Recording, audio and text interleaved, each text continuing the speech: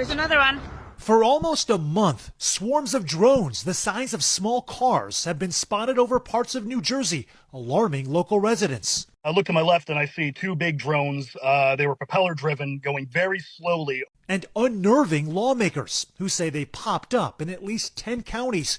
The issue prompting a meeting Wednesday attended by roughly 100 mayors and state representatives. Are you telling me that in America, somebody can start flying drones and we have no clue what's going on? Garden state leaders say they're confounded by the federal government's response and that of their own governor, who's preaching calm. Perhaps even more concerning, military officials say they've documented at least 11 unauthorized drone incursions over nearby Picatinny Arsenal, a weapons development center. And President-elect Trump's Bedminster Golf Club is also in the area. Local police have been launching their own drones into the sky to give chase.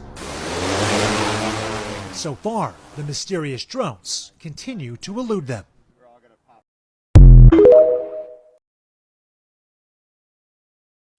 I've never seen nothing like that. Not in my lifetime. Wow, look at that.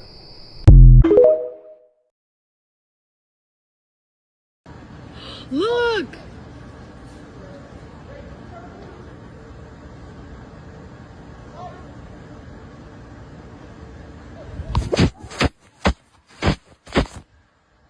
You need to get the boys!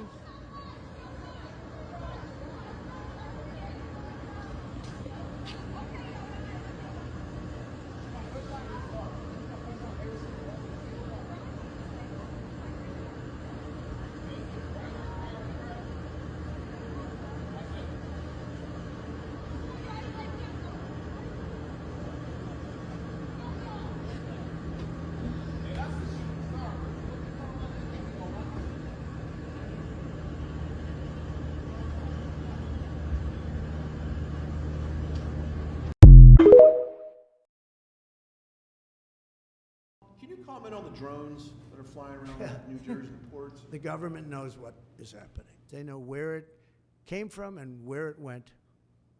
And for some reason, they don't want to comment. Something strange is going on. For some reason, they don't want to tell the people. And they should, because the people are really, I mean, they happen to be over Bedminster. Want to know the truth? They're very close to Bedminster. I think maybe I won't spend the weekend in Bedminster. I've decided to cancel my trip. Have you received an intelligence briefing on the drones? I don't want to comment on that.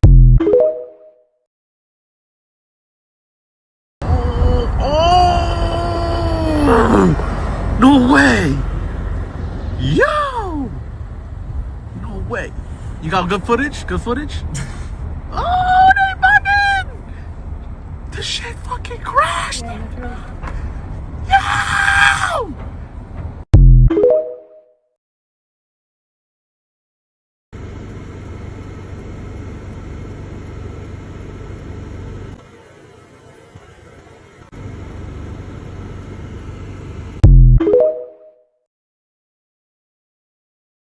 These people saw a UFO coming out of the water, got it all on camera.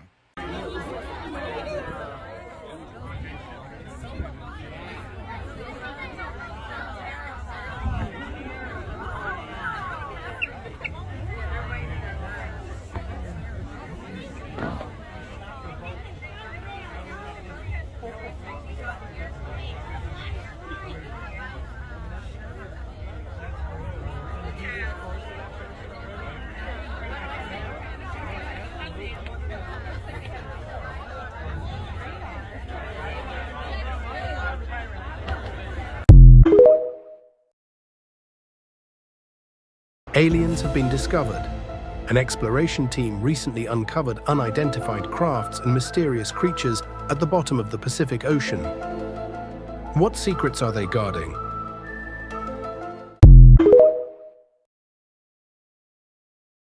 Joining us now is the founder of the Disclosure Project, Dr. Stephen Greer. Dr. Greer, it is great to have you on. A pleasure to be speaking with you right now. Thank you. What is going on out there? What are people seeing? Well, it's a complex story that make it very succinct. We did predict this 30 years ago, that they would begin to launch some activity equivalent to a false flag to make it look like there's some sort of alien attack or threat. In reality, it's a response to what's happening and I've recently told the incoming members of the administration this and people at the Senate Intelligence and Armed Services Committee that we have a team of about 6 different black sites that have been running illegal projects related to so-called UAPs and UFOs coming forward in the next 30 days or so. They will bring forth dispositive evidence of this and the fact that these programs have been run illegally and outside of constitutional oversight. This is a ramp up to divert attention from that activity and could lead to some other events that would be catastrophic.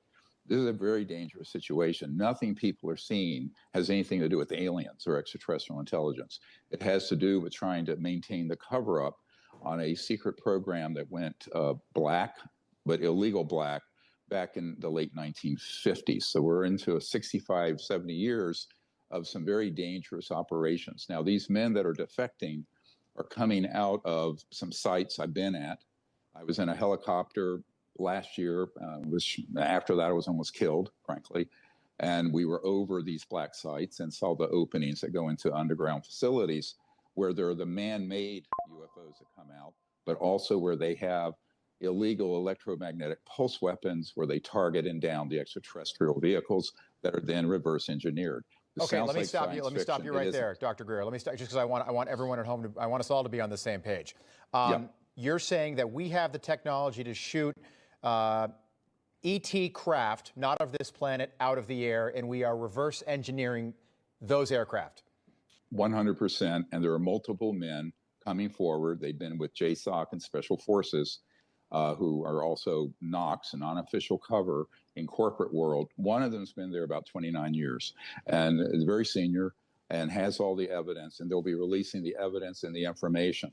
Now, this creates a dynamic because it's happening before the inauguration. They plan to do it sometime between now and early January. And I've been working with these men for about 19 months. And they're serious and they have the goods. They can prove what they're stating, but they're also going to unmask themselves. They will come forward, the name, rank, serial number, and the whole history of this, including the illegal nature of some of these programs, which we don't have time to go into, but they'll curl your toes. Some of the stuff that's been going on is quite illegal and very dangerous and horrible. But the technologies, I mean, remember the Nuclear Non-Proliferation Treaty requires that we have no electromagnetic pulse weapons. Could you give me, Dr. Greer, could you give us a quick summary? I'd like to hear some of the toe-curling details, if you wouldn't mind. Well, for example, they have been able to confirm one of our whistleblowers' testimony, who's a Marine, Michael Herrera, who was present at an event, stumbled across an event during a rescue mission after the Indonesian earthquake in 2009. And he came across a platform, a man-made object, about 300 feet around that was manned by covert human operators who were American. And they had boxed up and crated up humans that they were trafficking that had oxygen tanks on this tank. And they were being moved to a black site for various types of human experimentation and use. It's horrific, some of the actions. The main operator from 2 of these black sites that I've been at, I will not discuss where they are right now. Okay. It'll be disclosed fairly soon. He actually had personal knowledge of that. So when this whistleblower came forward, who was taken to the Pentagon Aero Office and Senate Intelligence Committee, he approached me and confirmed all of it. And so he said, not only that, but it's way worse than that. So there are some really worrisome programs going on without the oversight of the president or the Congress, and that has to get corrected because it's dangerous. Now, all these drones and everything going on is both a diversion, but an attempt to create a psychological warfare, a psyop to distract us. And that's really what it is, but it could escalate to something very dangerous. I mean, yesterday I was told that I personally might be arrested, that there will be a character assassination. Okay, we might have just solved the Bermuda Triangle. You know, countless planes, boats, and people disappearing into thin air in that area of the Atlantic that's just an urban myth. The world's biggest mystery finally has an answer, and there's a reason the US Navy intentionally avoids it. As retired Navy admirals, among other government officials, have confirmed that UFOs can travel through water just as easily as they pass through air. USOs, unidentified submerged objects, are our most recent addition to the tinfoil hat told you so checklist. And now that we look back with this in mind, reports from our past tell us we've been seeing them for centuries. As far back as 1492, in the personal journal of Christopher Columbus was an entry about a glimmering light he saw moving in the water below as he sailed the ocean. Just a day or two later, he hits land, which means that entry was written when he and his crew were right in the Bermuda Triangle. In 1644, the mayor of Boston is reported to have seen two bright lights come out of the water just off the east coast. 1873, the Adelheid ship reported to have sailed over a massive circular object in the South China Sea that lit up the ocean for over an hour. Something they said looked like a Ferris wheel, which kicked off a series of reports of the same object over the next few decades. In 1879, the HMS Vulture saw a large Ferris wheel spinning in the ocean with spokes that were 7.5 meters wide and spaced 30 meters apart. 1880, commander of the SS Shah Jahan described a massive Ferris wheel under a perfectly calm sea near India's Malabar coast. 1901, Persian Gulf, captain of the SS Kilwa saw lights emitting from the same underwater Ferris wheel revolving at a speed of around 100 kilometers an hour. 1907 and 1909, crews of the SS Delta and SS Bintang again saw glowing spinning wheels about 275 meters in diameter beneath the water in the Straits of Malacca. The Danish Meteorological Institute reported a massive rotating wheel with lights back in the South China Sea, spotted by the Dutch steamer Valentine, this time above the water in 1910. Reports like these have been extremely common all around our world's oceans throughout history, which sounds very similar to what's been seen around the Bermuda Triangle. Locals, tourists, and military alike have hundreds of reports of lights underwater, strange craft circling them, round objects rising and going beneath the surface. It's why the Bermuda Triangle is the Bermuda Triangle. Countless stories about unexplained disappearances, metallic objects, and lights seen in the ocean, which survivors of accidents in the triangle have very commonly reported on. In 1945, we have the now famous story of the 5 military bombers flying over the triangle on routine training. All 5 planes vanish without a trace. The Navy sends a rescue plane and that one disappears too, all never heard from again. And the US Navy is well aware of the activity in that area, that's for sure. Like, did you know the Navy kinda has their own bootleg version of Area 51 they call AUTEC, Atlantic Undersea Test and Evaluation Center, which is located in the Bahamas in the Bermuda Triangle. I wonder why. A secret facility where they test their own, mainly sea-based military technology. And the personnel working there have also reported the same bizarre observations in the area, with some noting crafts up to a mile in diameter coming out of and going back into the ocean without a visible splash. Almost like these objects aren't affected by matter, which sounds impossible, but also kind of makes sense when you think about how fast and erratically UFOs move. Some researchers suggest these UAPs may have vacuum force fields around them that manipulate matter, which allows them to move and interact with our world in ways that seem to defy physics. Kinda sounds like a warp drive to me. And these aren't just rumors, by the way. We have ex-Department of Defense officials like Luis Elizondo who openly talk about declassified operations from down there, which only prove exactly what everyone else was saying. One story involves a Navy helicopter pilot who recovers test missiles from the ocean and was en route to retrieve one from the area, who was approaching the missile when all of a sudden something huge and round slowly rose to the surface from deep beneath the water. They couldn't believe their eyes as a circular object the size of a small island becomes visible just below the ocean right under the missile they were going to retrieve. Panicked and unsure what to do, they watch in disbelief as the object sucks the missile down and then sinks back into the depths of the ocean as swiftly as it appeared. Elizondo also talks about the Aguadilla incident, a video of a UAP around Puerto Rico that he confirms enters the water without making a splash, comes back out, and then splits in two, which the Pentagon recently debunked for being just a temperature reading mistake, but you also have ex-military personnel insisting it's real. And these are just the declassified reports. He made it very obvious that there were many more incidents that he was not allowed to talk about that you could imagine would only get worse. So, what on earth is going on here? What are these gargantuan circular objects found in our oceans time and time again?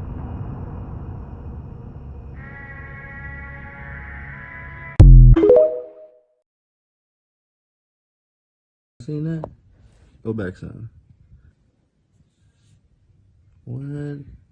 Go back a little bit, then zoom in so they can see it. All on the Ring camera detection. Now watch this, the next one. What the hell? Pause it on that. Yo. He lit up the whole street. Look how big this thing is. Yo.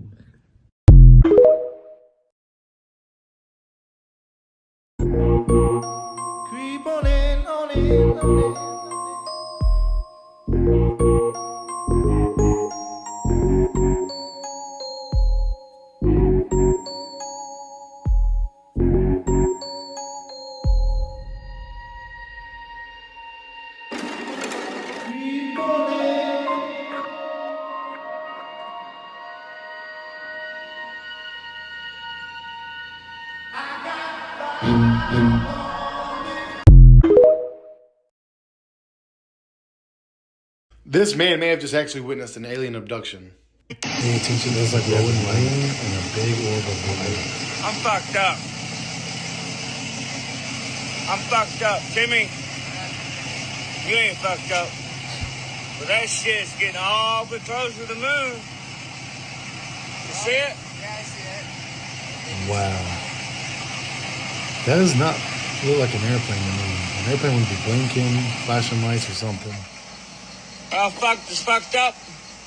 Our government is fucked up. Right on, brother. Why? Bam.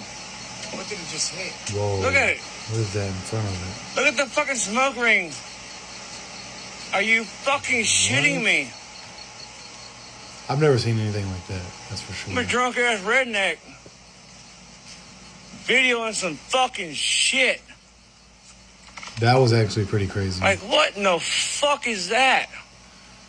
I don't know. There's the fucking moon. This bullshit just sent a fucking shockwave. Let me know what you think in the comments below and stay weird. Rays are not aliens. They're mutated humans from a parallel version of Earth that destroyed their version of Earth to the point where they had to go underground. They mutated. Their eyes got bigger to see in the dark and all this kind of stuff, but they had to mutate to survive. They tried cloning themselves to save their civilization, and that didn't work. Over generations, things started failing. They knew that they were basically in the process of dying out. So what they knew they needed to basically perpetuate their civilization was viable human DNA, which didn't exist anymore in their reality. But they used their advanced technology to tunnel into parallel realities, to shift into parallel worlds like ours, parallel versions of Earth that exist simultaneously with theirs, where viable human DNA was still existing. And to use that DNA through the abduction experiences to create hybrid beings from their DNA and our DNA so that their civilization would continue, would survive. So the hybrid civilizations, like Bashar's people, are actually the result of those abduction experiences and the perpetuation of their culture. But sort of as a payback for the use of that DNA, the hybrids, now like Bashar, are sharing information with us in our reality so that we might not necessarily have to go down the same destructive path